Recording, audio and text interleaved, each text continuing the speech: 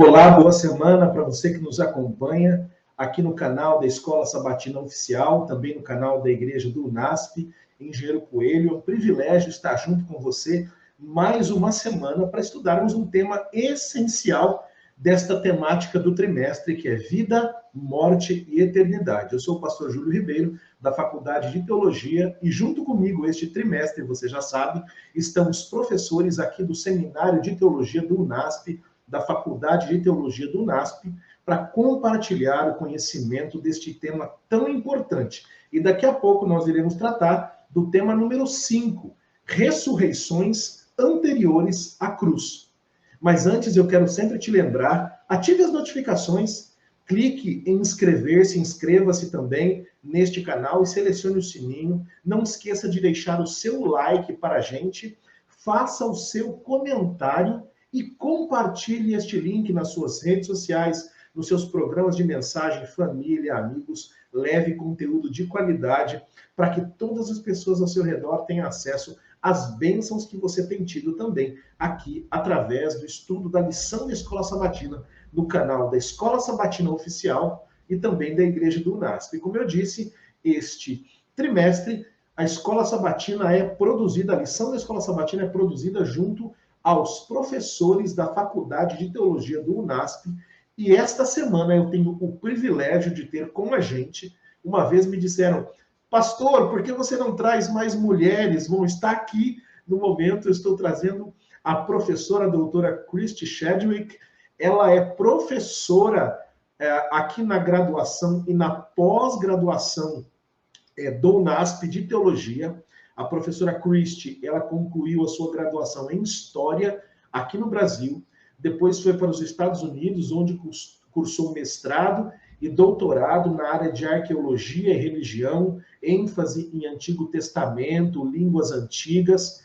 Ela foi durante um bom tempo também professora da maior escola de hebraico que tem online, que existe no mundo hoje. Ela lecionou online hebraico bíblico e desde a segunda metade de 2015, ela veio para o Brasil e leciona na Faculdade de Teologia. No ano de 2015, era professora na nossa faculdade irmã, na FAP, Faculdade Adventista do Paraná, onde também há um seminário de teologia. E em 2016, ela e o seu esposo foram trazidos para o UNASP para aqui lecionar. A professora Christy, ela é casada com o professor Christopher, não é coincidência. Eles são pais da pequena Emma, de 7 ou 8 anos, ela vai confirmar daqui a pouco, está na sala do meu filho, inclusive, também na escola. E a professora Christy, ela leciona hoje hebraico bíblico, ela leciona Pentateuco, ela leciona também livros históricos e outras disciplinas ligadas ao Antigo Testamento na pós-graduação. Na última formatura da Faculdade de Teologia, no ano de 2021, ela foi quem fez o sermão, a mensagem bíblica do culto de sábado. Eu recomendo você que assista, eu não disse isso a ela ainda, mas um sermão que me tocou profundamente, uma das mensagens mais profundas e detalhadas a respeito de algo do Antigo Testamento que eu já ouvi. Estou falando isso publicamente, foi uma grande mensagem para a honra e glória de Deus, está aqui no canal da Igreja do UNASP também. Professora Christy, é um privilégio ter você aqui. Você sabe que eu admiro o seu trabalho, acompanho, gosto muito da maneira como você leciona, tenho muito boas referências. Não tive a oportunidade de ter aula contigo, mas hoje tenho o privilégio de trabalharmos juntos aí na Faculdade de Teologia. Muito obrigado por ter aceitado o convite e estar com a gente esta semana. É um prazer, Júlio. É muito bom estar aqui compartilhando e fazer essa conversa com você. Obrigado, professora. Espero ter apresentado tudo, não esquecido nenhum detalhe. E esta semana nós vamos tratar de um tema muito importante, porém antes eu quero neste momento convidar você que nos acompanha, também a professora Christy, vamos fechar os nossos olhos, vamos orar pedindo a bênção de Deus para que Ele direcione o estudo dessa semana. Vamos orar juntos. Eterno Deus, muito obrigado pela presença da professora Christy conosco, que o Senhor a abençoe, também o seu esposo, professor Christopher, a pequena Emma, sua família, suas aulas, e a abençoe também aqui neste momento, que compartilha conosco o conhecimento. Agradecidos nós somos, em nome de Jesus. Amém. Daqui a pouco nós vamos entrar na temática com a professora Christie, mas eu gostaria de lembrar você que esta semana falaremos deste tema número 5, ressurreições anteriores à cruz, e você pode estudar conosco gratuitamente através do guia de estudos da Bíblia que está no site da Casa Publicadora Brasileira, através do link mais.cpb.com.br. Você pode estudar gratuitamente conosco através deste link.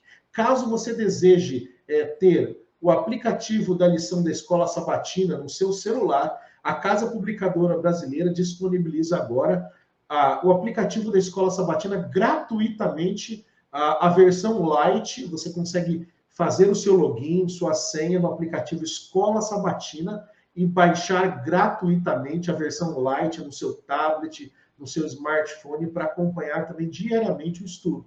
Mas caso você queira adquirir o guia de estudos, aquele livrinho físico que nós imprimimos, que nós escrevemos, anotamos, sublinhamos, você pode entrar em contato com a CPB Livraria aqui do UNASP através do WhatsApp ou do e-mail que aparecem para você. E aí um dos nossos amigos, o Frank, a Angélica, o José Roberto ou a Erifer, um desses 4 amigos vai te atender e te explicar como você pode estudar, receber na sua casa o guia de estudos Vida, Morte e Ressurreição. Ainda dá tempo, porque nós estamos esta semana estudando a lição 5 e este trimestre teremos 14 estudos. Então, ainda dá tempo de você ter aí na sua casa, tá bom? O tema desta semana, professora Christie, é ressurreições anteriores à cruz. Sabemos que a mais famosa das ressurreições relatadas na Bíblia é a do Senhor Jesus. Porém, a Bíblia traz algumas outras ressurreições ocorridas. E antes de entrarmos nas perguntas que temos também, quero lembrar a você que nos acompanha que toda semana temos um texto chamado de texto verso para memorizar, e é esse texto que nós iremos então ler agora juntos para trazer aqui o norte ao nosso estudo. Você pode acompanhar aí na tela comigo ou até na sua Bíblia, João, no capítulo 11, versos 25 e 26, há uma declaração que eu leio agora, acompanhem comigo. Então Jesus declarou: eu sou a ressurreição e a vida. Quem crê em mim, ainda que morra, viverá. E todo o que vive e crê em mim não morrerá eternamente. Você crê nisto? João, capítulo 11, versos 25 e 26. Professora Christie, nesta semana nós vamos refletir um pouco aqui sobre as ressurreições que aconteceram antes até da morte e ressurreição do Senhor Jesus. E eu queria lhe perguntar, ou começar na sua área de especialidade, lá no Antigo Testamento, nós temos o relato em Judas 9 e também Lucas 9 da ressurreição de Moisés. E nós temos também 2 exemplos outros que a lição nos traz do Antigo Testamento de ressurreições, em 1 Reis 17 e 2 Reis 4. Professora, o que nós poderíamos falar aqui a respeito das evidências sobre esse texto para afirmar que Moisés realmente ressuscitou e quais as semelhanças e diferenças que nós encontramos nessas 2 ressurreições que o guia de estudo nos traz no Antigo Testamento? Professor, o seu áudio, tá? Obrigada, desculpa. A ressurreição de Moisés é interessante porque ela permanece como uma tradição por muitos anos, não declarada no Antigo Testamento, mas depois abertamente declarada no Novo Testamento, já exemplificando essa ressurreição e essa em Judas, né, uma declaração sobre como ela é corporal, como brigam pelo corpo dele, levanta-se o corpo dele e ele, sabe, volta a ser quem ele era nessa ressurreição. É muito marcante a ressurreição dele. Tem também o contraste, né? Moisés estava a caminho da Terra Prometida e agora ele não vai poder entrar. Então, ele recebe uma proibição, ele recebe um corte e depois a gente percebe que Deus, na verdade, fez com ele algo muito maior, que foi levar ele para Canaã celestial, né? Então, assim, cada passo de ressurreição mostra o poder que Deus tem sobre a vida e a morte. E isso é fundamental. É fundamental entender que a recompensa do justo é a vida. Só que o salário do pecado é a morte. Então, às vezes, as pessoas precisam passar pela morte antes de chegar na vida. Mas Deus tem o poder disso também. Não é só de preservar uma vida que existe, mas de refazer uma vida que deixou de existir, um corpo que agora está decomposto se levanta e passa a estar bem novamente. As duas outras ressurreições que se encontram nos livros de Reis, elas são ressurreições feitas, aliás, pelos profetas Elias e Eliseu. O que é interessante nelas é você ver uma ressurreição como a de Moisés, feita diretamente por Deus. Levanta ele e vai. E a ressurreição pela intervenção de um servo de Deus. Então, um privilégio que esses profetas têm, de Deus dar a eles um pedido muito especial, que é trazer a vida. Nos dois exemplos, a gente vê que essas pessoas intercedem e persistem com Deus para a ressurreição daqueles que morreram sob o cuidado deles, né? Que é o que os marca tanto, esses filhos de pessoas vulneráveis. Num caso, é o filho de uma viúva que provavelmente vai depender dele na velhice. E no outro caso, o filho de uma mulher que nunca tinha tido filhos, um filho que foi um presente para ela, né? E que agora foi tomado dela de uma maneira muito abrupta. Nesses exemplos, a gente consegue ver que Deus concede o poder da vida àqueles que persistem no caminho dele, àqueles que são, de novo, servos dele. E em contraste com Moisés, esse poder total que Deus tem sobre a vida e a morte. E de poder revertê-la, assim, com uma palavra. Né? Professora Christie, muito interessante esse aspecto que você trouxe aqui, a respeito da condição das pessoas que receberam aqui essa ressurreição dos dois exemplos do Antigo Testamento. Claro, na primeira que foi colocada, é um ato do próprio Deus para com um servo seu, né?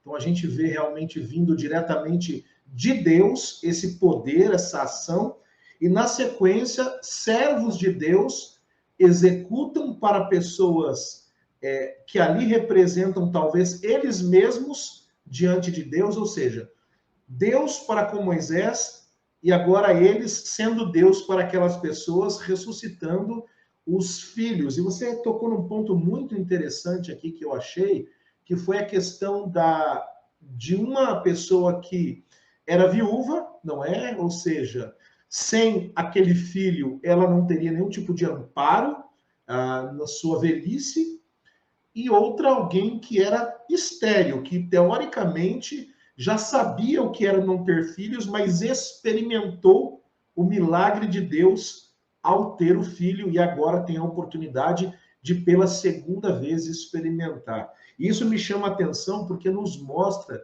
o cuidado de Deus, e esses pequenos detalhes, não é? De Deus, ele trazendo dois servos, um que é apresentado como Elias e depois o seu ajudante que toma o seu lugar.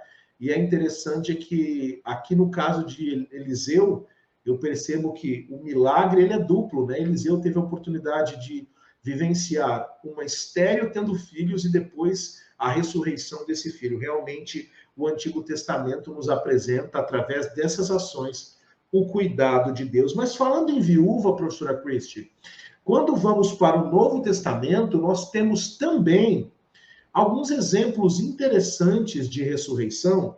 E eu queria mencionar duas aqui, para que você pudesse nos ajudar comentando.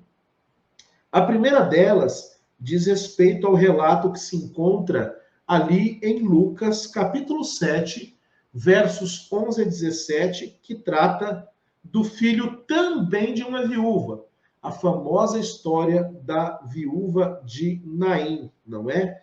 E a gente sabe que realmente essa história, pelo jeito que ela foi escrita, traz uma grande comoção, né? Uma mãe que perde o seu filho, e ali ela cruza com Jesus dentro do féretro, né? Dentro da caminhada até o cemitério, daquela caminhada que nós já participamos de amigos, de parentes, que é um momento muito duro, de silêncio, quantas vezes já passamos por isso, e ela se encontra com Cristo. Essa é uma das cenas que eu gostaria que você comentasse. Mas, além deste filho de uma mulher viúva, por outro lado, há um outro relato que nós encontramos em Marcos 5, que é o relato agora de uma filha, de uma menina, de um outro homem, agora Jairo. Jairo, alguém que ouve falar de Jesus, alguém que o acompanha de longe e depois acompanha mais de perto quando a sua filha vem a morrer. A respeito da viúva de Naim, especificamente, qual seria a diferença que nós encontramos quando comparamos com a ressurreição realizada por Elias e por Eliseu? E depois eu entro aqui na filha de Jairo. São 3 viúvas, né? Então a gente vê primeiro esse paralelo das 3 viúvas. Os milagres de Jesus e os milagres de Deus, aqueles principalmente que foram escolhidos para serem relatados. A gente sabe que muitos dos milagres de Jesus, por exemplo, não foram relatados. E que provavelmente muitos milagres do Antigo Testamento também não foram relatados. Mas esses que foram escolhidos, eles são muito simbólicos. Eles são simbólicos do que é o reino dos céus, do que é o plano de Deus, e do que é o poder de Deus, e do que Deus é capaz de fazer por nós. Então, quando você coloca essa ressurreição, 3 ressurreições com filhos de viúvas, você vê uma certa continuidade. Não é só o fato dela não ter quem a sustente, mas é o fato dela não ter continuidade. Então, ela já perdeu o marido, e agora ela perde o filho, a segunda geração. Então, a promessa de que a morte não é o fim. E que há uma continuação após a ressurreição. Então, na nossa concepção do que é a ressurreição e de quando ela acontece, estamos falando agora de uma ressurreição muito específica, uma ressurreição que acontece para a continuidade aqui na Terra no momento, mas é uma promessa de que uma ressurreição final pode acontecer. A gente vê Deus fazendo isso, seja através de pessoas, seja através dele mesmo, da sua fala, da sua presença. Então você tem aquela promessa de continuidade. O fato de uma delas, do Antigo Testamento, ser estéril, também, de novo, a mulher estéril só pode ter filhos com a bênção de Deus. A vida só vem através de Deus. E é uma vida tão abundante que é uma vida que supera a morte. Então, a ressurreição é uma maneira de mostrar isso. E do mesmo jeito que você tem uma continuidade agora numa história que aparentemente tinha sido cortada, que seria agora a história, as gerações dessas viúvas, você tem uma continuidade. Uma das coisas que eu acho muito bonitas, uma das coisas minhas preferidas na história da viúva de Naim, é o fato de que Jesus, ela não pede para Jesus. Ela não precisa tomar essa iniciativa. Ela simplesmente está andando, ela está passando. E as viúvas eram conhecidas, a ideia da viúva e do órfão, são aqueles que passam pela sociedade desapercebidos, ninguém repara neles, eles são invisíveis, invisíveis no pior senso. No senso de ninguém repara, de ninguém ajuda, de ninguém percebe as necessidades. E o que a gente vê aqui é Jesus que está a caminho de um outro lugar, passando na entrada da cidade e prestando atenção naquilo que a gente assume que ninguém presta atenção. E é isso que ele está fazendo. Professora Cristi, muito interessante essas colocações, porque realmente são detalhes que estão no texto, que se a gente não olha de modo mais atentivo, e a teologia tem até um nome para isso, né? Uma leitura mais próxima, close reading, né? A gente chegar mais perto do texto, se aproximar dele, ver os detalhes, a gente não percebe realmente esse cuidado com Cristo em trazer aquilo que ela não pediu, mas necessitava. Muito interessante. Agora, há um outro ponto, e talvez um pouco diferente, Porque no caso da filha de Jairo, Jairo, a gente sabe que Jesus ele recebe ali uma intervenção no meio da multidão. Imagina o Jairo correndo, passando no meio de todo mundo, dá licença, dá licença. E é o caso, inclusive, que também há uma outra cura, Marcos capítulo 5, a fala da mulher com fluxo de sangue, que não é o caso hoje, mas a gente vê que Jairo pede, né? Senhora, minha filha está morrendo, o senhor pode ir até lá? Mas, professora, nessa leitura específica da filha de Jairo, então nós vimos um filho de uma mulher, agora uma filha moça de um homem. O que nós aprendemos, principalmente, quando vemos e ouvimos o Senhor Jesus dizendo assim, olha, a criança não está morta, mas ela dorme. Qual é o entendimento, o que Cristo está querendo ensinar ali, tanto para Jairo, para a multidão e para nós hoje? Vou começar até mencionando uma coisa que você falou, como você colocou os gêneros, né? A inversão de gêneros nas histórias cria um certo equilíbrio. E se você comparar, você tem outros tipos de equilíbrio. Então, a gente estava falando de viúvas, pessoas extremamente vulneráveis na sociedade, provavelmente com pouquíssimos recursos. E Jairo é chefe de sinagoga.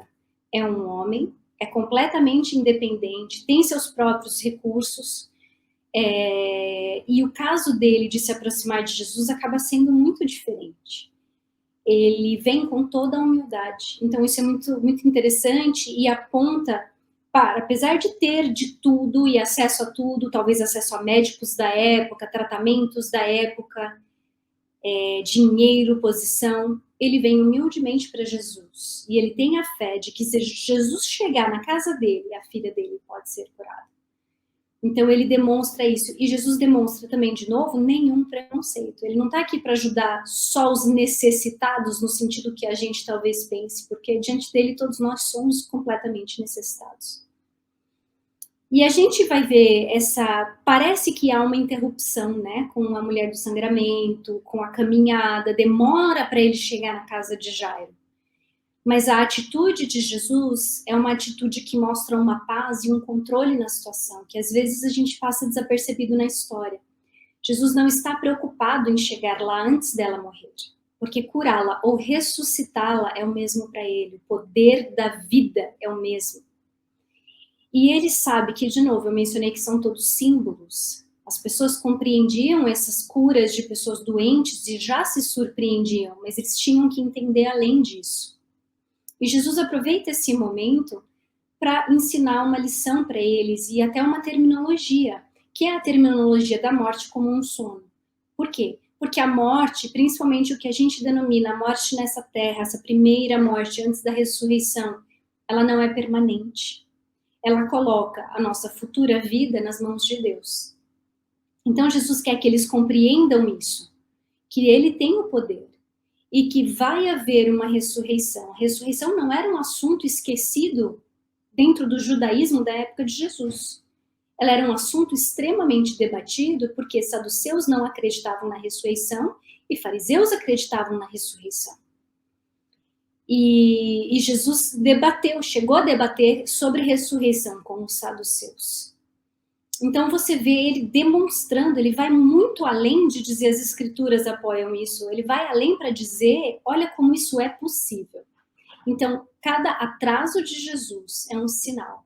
Então ele explica ela como dormindo, mas mesmo as pessoas ainda não estavam acostumadas com essa terminologia, aparentemente, e não entendem. Fala, se ela está dormindo, então está tudo bem? Não necessariamente. Mais para frente com Lázaro, Jesus vai fazer a correlação direta e vai explicar o que ele quer dizer. Nesse momento ele deixa assim, mas ele chega e traz ela de volta à vida. E os que estavam à volta dela sabem que ela estava morta. Então o milagre é feito de forma visível. As pessoas entendem que ele trouxe alguém de volta à vida. Muito interessante esta cena, professora. Você que nos acompanha, se você der uma olhada no livro de Marcos, a ressurreição da filha de Jairo, isso me chama muito a atenção, ela é o ápice daquilo que nós chamamos de um pacote, de um combo. Você que gosta aí de ir na lanchonete e pedir o seu combo, aqui a gente tem, a partir de Marcos, capítulo 4, versos 35 em diante, até o capítulo 5, isso me chama a atenção, professora Christie, há uma crescente de milagres. Primeiro a gente vê Jesus ali, ele acalmando a tempestade, não é? Em Marcos 4, de 35 a 41, mostrando aqui para nós que ele tem poder sobre as forças da natureza. Na sequência, você vê Jesus expelindo demônios do homem, lá em Decápolis. E o texto nos mostra, essa narrativa nos mostra que Jesus também tem poder sobre as forças sobrenaturais.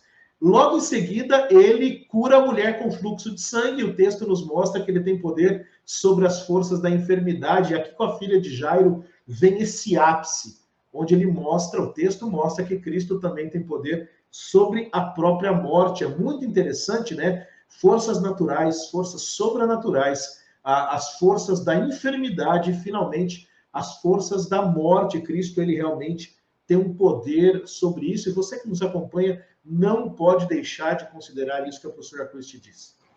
É por isso que o texto e o verso para memorizar que nós lemos, o Senhor Jesus diz: todo que vive e crê em mim não morrerá eternamente. E quem crê em mim, ainda que morra, viverá.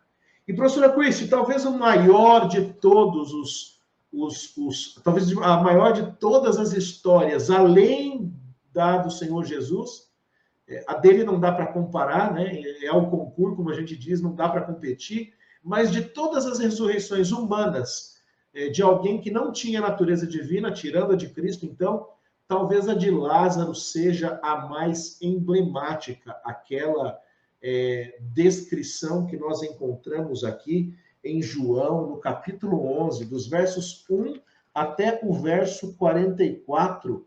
Eu queria lhe perguntar, porque você falou das demoras de Jesus. Ele se demora, ele se atrasa a um compromisso para parar ali no enterro do filho da viúva de Naim. Cristo, se você analisar no contexto de João capítulo 4, ele muda a sua caminhada e fica alguns dias em Samaria. Não era o seu plano se ele seguisse o caminho que teria que seguir. Ele se demora ali mais alguns dias e milagres acontecem, ele é glorificado, pregam dele ali. Aqui Jesus ele se demora para chegar até Lázaro, que quando a notícia chega, Lázaro só está doente. E aí Jesus, ele se atrasa, e toda a história, a narrativa nos mostra isso, que fica claro que a doença e até a morte de Lázaro eram para glorificar o nome dele, ou o nome de Deus. Como que a gente entende isso daqui? Em que sentido Jesus, ou Deus o Pai, foi glorificado com Lázaro ficando doente e posteriormente vindo a falecer? O bonito da história de Lázaro é como a história de Lázaro tem paralelos com a ressurreição de Cristo. Número 1, nenhum dessas ressurreições anteriores, bom, Moisés foi tirado da sepultura, mas ele também foi enterrado por Deus. Já Lázaro foi enterrado por seres humanos, permaneceu na sepultura 4 dias e foi chamado para fora e sai da sepultura, que é um paralelo muito grande com a própria ressurreição de Jesus. Então é um morto assim há dias, corpo já apodrecendo e mostrando o poder de Deus de tirar os seus da sepultura depois de muito tempo. Então não é uma ressurreição, acabou de morrer, ressuscitou. É uma ressurreição, passou um tempo, esse tempo não literal, mas de novo simbólico do tempo que todos passam ou passarão nas sepulturas antes de serem ressuscitados finalmente, e o tempo que Jesus passou na sepultura. Então há um destaque muito grande para esse milagre. E ele também permite uma compreensão da teologia por trás da ressurreição dentro da discussão que ele tem com Marta. Marta tem uma fé inabalável em Jesus. Ela diz assim: se você estivesse aqui, ele não teria morrido. Mas eu sei que ele vai ressuscitar. Eu tenho fé. Então, ela já tem fé. E a fé dela coloca nas mãos dela que ela não perdeu o irmão, mas que ele está dormindo. E, de novo, Jesus usa essa expressão. Dessa vez, ele deixa muito claro: Lázaro está dormindo. Ah, ele está melhor? Não. Lázaro morreu. E aí ele deixa muito claro o que ele quer dizer com dormir e como ele coloca a morte como um sono. Quando ele chega para Marta, Marta tem a fé na ressurreição completa, ela sabe que Jesus vai ressuscitá-lo, mas ela não sabe que vai ser agora. Então, Deus coloca isso como se fosse um presente para eles, para mostrar esse poder e para dizer, de certa forma, eu tenho poder, Jesus também vai ressuscitar. E por outro lado, aqueles que têm fé em Jesus, os seus entes queridos vão ressuscitar. Deus tem o poder de fazer, de trazer a vida, de renovar a vida. Então, ele dá esse presente para as irmãs e ele dá essa demonstração para todos à sua volta, que é um dos milagres que mais balança a sociedade. Milagres em que Jesus fazia curas no sábado, e esse milagre da cura de sábado, da ressurreição de Lázaro, são tão importantes por causa disso. É Jesus dizendo, eu sou o Messias. E aqueles que são contra ele se posicionam também. E aqueles que são a favor dele recebem as suas recompensas. Muito interessante também esse paralelo, e nós encontramos isso também, não é, professora? Ali nos sinais de Cristo no Evangelho de João, quando a gente olha o sexto sinal a respeito de Cristo dando agora visão a um cego, nós encontramos, alguns comentaristas vão exatamente nesse ponto, de que o mesmo milagre que faz o cego enxergar é aquele que faz os fariseus e saduceus ficarem mais cegos do que já eram, né? A mesma luz que dá visão a um, cega o outro. E depende muito da intensidade da luz e da disposição em receber essa luz. E para você que nos acompanha, a professora Christie tem sido muito feliz aqui nas colocações, e você pode crer nisso. A promessa da Bíblia é que, mesmo aqueles que morrem neste mundo, sejam pessoas inocentes, no sentido de que buscavam a Deus, pessoas que realmente tinham uma vida com Cristo, ou pessoas que durante toda a sua vida fizeram o que era mal, mas antes de sua morte entregaram o seu coração a Jesus. A Bíblia diz que esses ressuscitarão para a vida. Todos aqueles que tiverem os seus pecados perdoados, que clamarem a Cristo. O nome disso é graça. Você que vive, quando morrer, se for crendo em Cristo, não morrerá eternamente. Mas se alguém que você conhece morreu crendo em Cristo, a promessa é que essa pessoa vai ressuscitar. Professora Christie, nós sabemos que o tema desta semana, deste trimestre, é vida, morte e eternidade. E na lição número 3, tratamos com o doutor Adriane Mille, e na sequência com o doutor Vanderlei Dornelles, alguns pontos sobre a crença da imortalidade da alma. E eu sou muito honesto em dizer, eu percebo e sei que muitas igrejas hoje não pregam mais sobre a volta de Cristo, porque não faz sentido acreditar num Cristo que vai retornar, se eu creio que quando eu morro, eu já vou direto ou para o inferno, ou para o purgatório, ou para o céu. Neste sentido, eu lhe pergunto, se a alma realmente fosse imortal, que necessidade haveria da ressurreição dos justos e ímpios no fim dos tempos?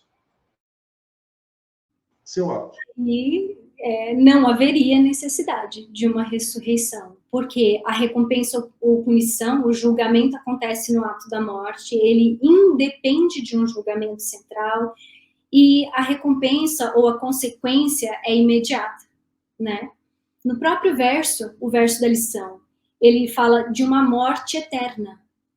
Se existe uma morte eterna, a morte tem que ser completa. Ela é a total ausência de vida. Então, não pode haver uma continuidade de pensamento. E aqueles que morrem ressuscitarão. Então, de novo, vai morrer. Há um fim, mas pode haver uma ressurreição. Em todas as ressurreições que acontecem, em duas, Jesus fala claramente do caso de ser um sono, ou seja, da ausência de pensamento da ausência de consciência. E em nenhuma das outras é levantado questionamento, em momento algum, de onde essas pessoas estavam. Então, quando Jesus vem, onde está Lázaro? Lázaro está na sepultura. Porque o corpo dele está na sepultura. É da sepultura que ele sai. Vivo. Então, você não precisa ter algo que desce, algo que sobe, ou a crença de que há uma continuidade em um outro lugar, né? Você tem muito claramente que essas pessoas ou são ou não são. Olha que interessante. A partir do momento da morte, ele deixa de ser. Ele não é mais. Porque ele está morto, ele está inconsciente. Excepcional, professora. Exatamente. Você que nos acompanha, percebe? Cada dia, cada lição, cada semana fica mais claro. O foco hoje foi mostrar que quando você morre, quando alguém morre, mas crê em Cristo, a promessa é de que haverá uma ressurreição. A não ser que Cristo volte em nossos dias, só existe uma certeza para a nossa vida: todos iremos morrer. Na semana passada, professor, eu completei 40 anos. Eu começava a conversar com a minha esposa. Eu cheguei no topo da montanha-russa, na metade. Agora eu começo a descida, porque se Deus for muito generoso, viver 80 anos é o que alcançaremos. Alguns vivem um pouco mais que isso. Mas eu estava pensando bastante na minha vida. Uma certeza que nós temos é que há um fim. Eu via esses dias em algum lugar, eu ia para São Paulo, no metrô, ali na rodoviária, e eu pensava, poxa vida, todos nós aqui nascemos para morrer. Não há nenhum de nós que consegue evitar isso. Por mais que o ser humano tente reproduzir vida em laboratório, nós sabemos disso, né? É que há essa tentativa, não é possível. O ser humano tem uma data de validade. E a professora Christie hoje nos trouxe essa abençoada mensagem de que o fim vem para todos, mas o que acontece depois pode ser diferente. Todos somos iguais na morte. Nós deixamos de ser, mas se cremos em Cristo, seja numa morte prematura, como no caso da filha de Jairo, da viúva de Naim, ou numa morte por velhice que alcança tantos todos os dias, a promessa de que se cremos nele, quando ele voltar, seremos ressuscitados e viveremos com ele por toda a eternidade. Professora Christie Chadwick, professora de Antigo Testamento e Arqueologia no Seminário de Teologia do UNASP, muito obrigado pela sua participação.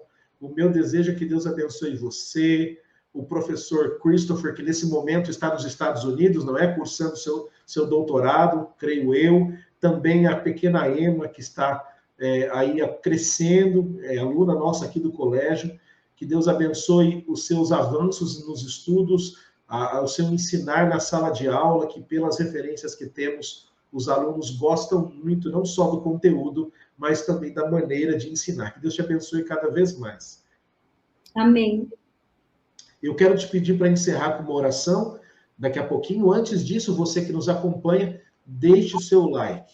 Se inscreva nesse canal, ative as notificações, faça um comentário, coloque aqui o ponto que você achou interessante da lição e também compartilhe o link deste canal, deste vídeo, com os seus amigos. Professora, que você ore agora por nós, por aqueles que nos assistem, sejam membros da Igreja Adventista, sejam de outras denominações que muitos acompanham, porque fato é que quando Cristo voltar, haverá um só rebanho, um só pastor, e pela promessa bíblica, ressuscitarão pessoas de todas as denominações, e até aquelas que nunca fizeram parte de uma, mas no íntimo do seu coração entregaram-no para Cristo.